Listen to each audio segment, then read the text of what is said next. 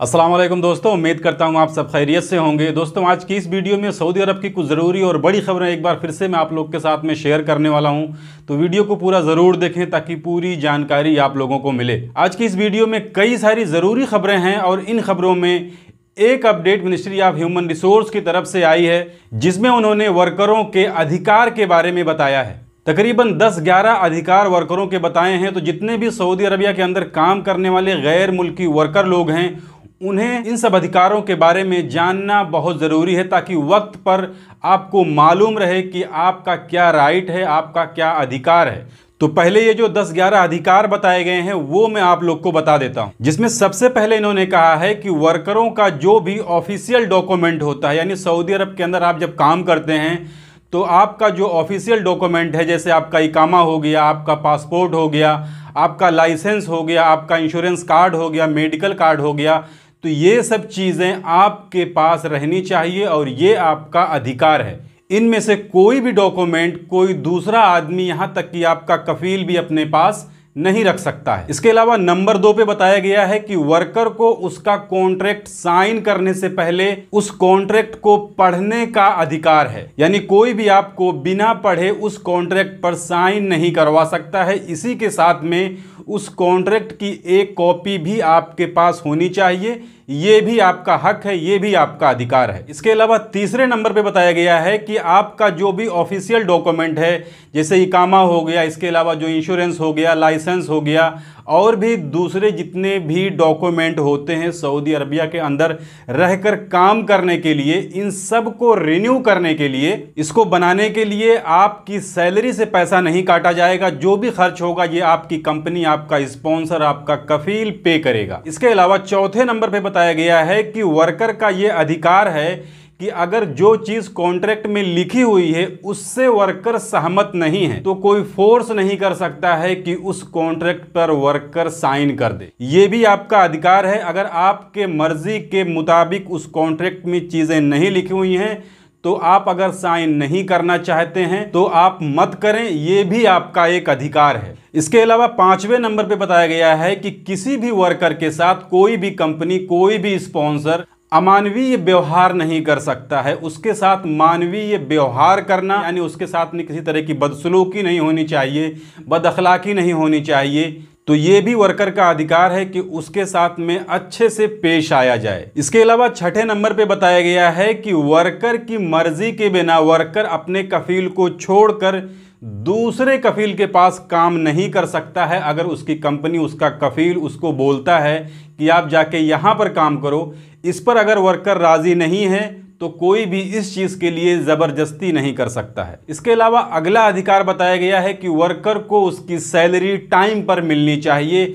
ये भी उसका एक अधिकार है। और ये सैलरी वाला जो मामला है ये ह्यूमन ट्रैफिकिंग में भी आता है, यानी मानव तस्करी में। यानी अगर किसी वर्कर की सैलरी टाइम पर नहीं मिलती है, वो परेशान होता है, तो ये मानव तस्करी वाले जुर्म के अंतर्गत आता है, जिसके लिए मिनिस्ट्री ऑफ ह्यूमन रिसोर्स ने एप्लीकेशन भी लॉन्च किया है कि आप उस एप्लीकेशन के जरिए अपनी समस्या, अपनी प्रॉब्लम को बता सकते हैं, वहां पर कंप्लेन कर सकते हैं। इसके अलावा अगली जानकारी, काम के दौरान जो भी आपका काम का टाइमिंग है, 10 घंटे का, 12 घंटे का, 8 घंटे का, उसके बीच में अगर ब्रेक नहीं मिलता है तो भी ये वर्कर के अधिकार का उल्लंघन है। यानी आपका जो भी ड्यूटी टाइम है उसके बीच में आपको एक रेस्ट के लिए ब्रेक मिलना चाहिए, ये भी आपका अधिकार है। इसके अलावा खराब मौसम में या तेज धूप में वर्करों से कोई काम नहीं करा सकता है। अगर मौसम खराब है, धूप तेज है, गर्मी ज़्यादा है, वर्कर को ऐसा लगता है कि मैं अगर इतनी धूप में, इतनी गर्मी में काम करूंगा तो मेरी तबीयत खराब हो सकती है,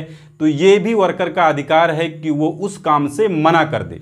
इसके अलावा खुरूज नहाई जाने पर उसका जो हक हुकूक है वो उसे मिलना चाहिए, या वर्कर अगर चाहता है अपने कफील के पास से दूसरी जगह ट्रांसफ़र लेना तो ये भी वर्कर का अधिकार है। इसके अलावा अगर कॉन्ट्रैक्ट में आपके कफील ने मेंशन किया है आपके टिकट के बारे में, तो सफ़र करते वक्त आपके टिकट का इंतज़ाम करना भी आपकी कंपनी, आपके कफील का काम है। ये भी एक वर्कर का अधिकार है। तो ये तो हो गया वर्करों के अधिकार के बारे में। इसके अलावा अगली अपडेट वो पाकिस्तानी भाइयों के लिए है। देखिए, सऊदी हुकूमत ने पाकिस्तान से एक कॉन्ट्रैक्ट किया है, एक मुआहदा किया है कि अब जितने भी पाकिस्तानी वर्कर सऊदी अरब हायर करेगा, यानी वहां से मंगवाएगा वर्क वीजे पे, उन वर्करों का कोई भी क्रिमिनल रिकॉर्ड नहीं होना चाहिए, यानी ऐसे आदमी जो मुजरिम हैं पाकिस्तान के अंदर, तो उनके लिए वीज़ा इश्यू नहीं किया जाएगा, या यूं कह लीजिए कि सऊदी हुकूमत ऐसे लोगों को वर्क वीज़ा नहीं देगी। इसके अलावा अगली जानकारी, सऊदी अरब अब थाईलैंड से भी डोमेस्टिक वर्कर हायर करने जा रहा है।